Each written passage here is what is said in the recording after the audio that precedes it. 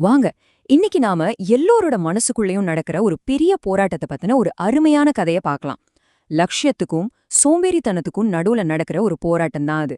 ரெண்டே ரெண்டு விதைகள் ஒரு இளைஞனோட வாழ்க்கைய எப்படி மாத்துச்சுன்னு தெரிஞ்சுக்கலாமா?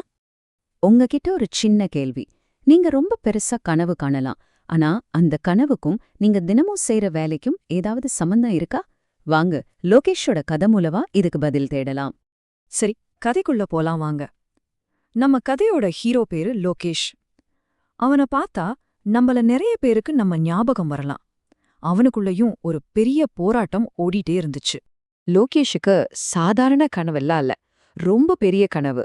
வெறும் 25 வயசுல இந்த ஊர்லயே நான் தான் நம்பர் 1 விவசாயியா இருக்கணும், எல்லாரும் என்கிட்ட வந்து யோசனை கேட்கணும்னு லட்சியத்தோட இருந்தா. ஆனா இங்கதான் ஒரு பெரிய சிக்கலே இருந்துச்சு. அவனோட லட்சியம் வானத்து அளவுக்கு உயரமா இருந்தாலும் அவனோட செயல்கள் அப்படியே தலகீழா இருந்துச்சு. பெரிய விவசாயி ஆகணும்னு ஆசைப்பட்டவன் லேட்டா எழுந்தான். எல்லாரும் மதிக்கணும்னு நினைச்சவன் மரத்து நிழல்ல உட்கார்ந்து பகல் கனவு மட்டும் கண்டான். செயல் வீரனா இருக்கணும்னு சொன்னவன் எந்த வேலையை கொடுத்தாலும் அப்புறம் பாத்துக்கலான்னு தள்ளி போட்டுட்டே இருந்தான். இப்படியே போயிட்டு இருந்தா என்ன ஆகும்? இங்கதான் கதையில ஒரு முக்கியமான நபர் வர்றாரு. லோகேஷோட புத்திசாலி மாமா. அவர் அவனுக்கு வாழ்க்கையில மறக்க முடியாத ஒரு பாடத்தை சொல்லிக் கொடுக்க வர்றாரு. தன் மருமகன் திறமையானவனா இருந்தும் அவனோட நிலம் எப்படி தரிசா கிடக்குதோ அதே மாதிரி அவனோட வாழ்க்கையும் சோம்பேறித்தனத்தால வீணா போகுதுன்னு அவரோட மாமாவுக்கு ரொம்ப வருத்தம். வெறும் வாயில சொல்லி பிரயோஜனம் இல்லைன்னு முடிவு பண்ணி ஒரு செயல மூலமா பாடும் புகட்ட நினைச்சாரு. அவர் லோகேஷ் கையில ரெண்டே 2 விதைகளை கொடுத்தாரு. முதல்ல லட்சிய விதை. இந்த விதைய சும்மா நட்டா மட்டும் பத்தாது, தினமும் உழைப்புங்கிற தண்ணிய ஊத்துனா மட்டும்தான் அது ஒரு நாள் பெரிய மரமா வளர்ந்து செல்வத்தை கொடுக்கும்னு சொன்னாரு. ரெண்டாவதா சோம்பேறி விதை. இதுல இருக்கிற பெரிய ஆபத்து இதுக்கு எந்த வேலையும் செய்ய தேவையில்லைங்கிறது தான். அது தானாவே ரொம்ப வேகமா வளர்ந்து நிலம் முழுக்க முள்ளையும் தேவையில்லாத செடிகளையும் பரப்பி நல்ல விஷயங்களை வளரவே விடாம அழிச்சிடும்னு எச்சரிச்சாரு. சரி, லோகேஷ் கையில இப்ப 2 விதைகளும் இருக்கு. அவன் என்ன செஞ்சான்? அவனோட சோம்பேறித்தனத்தோட விளைவு என்னவா இருந்துச்சேன்னு இப்ப பார்க்கலாம். நம்ம லோகேஷ் அவன் வழக்கம் போல 2 விதைகளையும் நட்டு வச்சான். ஆனா நாளைக்கு தண்ணி ஊத்தலான்னு சொல்லி அப்படியே விட்டுட்டான். என்ன நடந்திருக்கும்னு நினைக்கிறீங்க கொஞ்ச வாரம் கழிச்சு? அவன் வயலுக்கு போய் பார்த்தப்போ அவனுக்கு ஒரு நிமிஷம் தலையே சுத்திடுச்சு. அந்த சோம்பேறி விதை வளர்ந்து வயல் முழுக்க ஒரே முள்ளும் குப்பையுமாக மண்டி கடந்துச்சு. பார்க்கவே பயங்கரமா இருந்துச்சு. அப்போ அவனோட பெரிய கனவோட அடையாளமா இருந்த அந்த லட்சிய விதை பாவம் அந்த களச்செடிகளுக்கு நடுவுல தண்ணி கூட இல்லாம வாடி வதங்கி சாகர நிலைமையில கிடந்துருச்சு.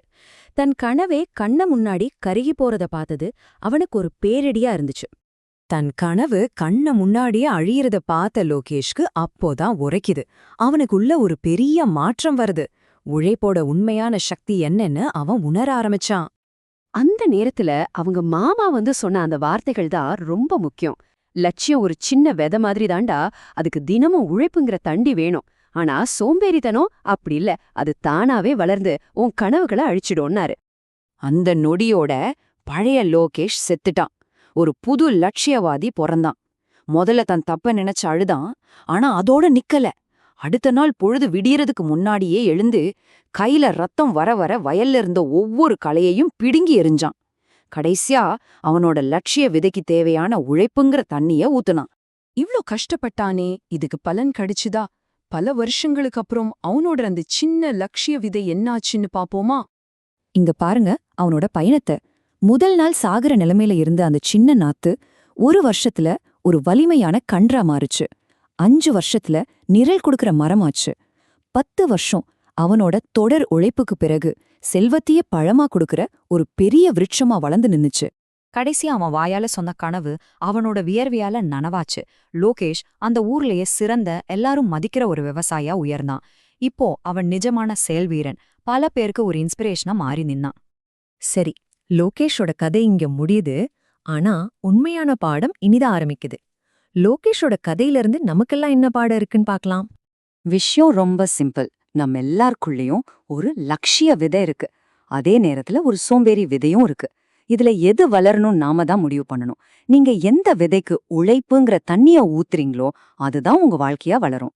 அதனால இப்போ நீங்க உங்களையே கேட்டுக்க வேண்டிய ஒரே கேள்வி இதுதான். இன்னைக்கு இந்த நிமிஷம் நீங்க உங்க லட்சிய விதைக்கு தண்ணி ஊத்திட்டு இருக்கீங்களா இல்ல உங்க சோம்பேறி விதை தானா வளர இடம் கொடுத்துட்டு இருக்கீங்களா? உங்க லட்சிய விதைக்கு தண்ணி ஊத்த இந்த கதை ஒரு சின்ன துளியா இருந்திருந்தா தயவு செஞ்சு இந்த உள்ளடக்கத்துக்கு ஒரு லைக் போடுங்க, உங்க நண்பர்களோட ஷேர் பண்ணுங்க, மறக்காம சப்ஸ்கிரைப் பண்ணுங்க. கடைசியா நாங்க போடுற அடுத்தடுத்த பதிவுகள் உங்களை வந்து சேரணும்னா மறக்காம அந்த பெல் பட்டனையும் அழுத்திடுங்க. நன்றி.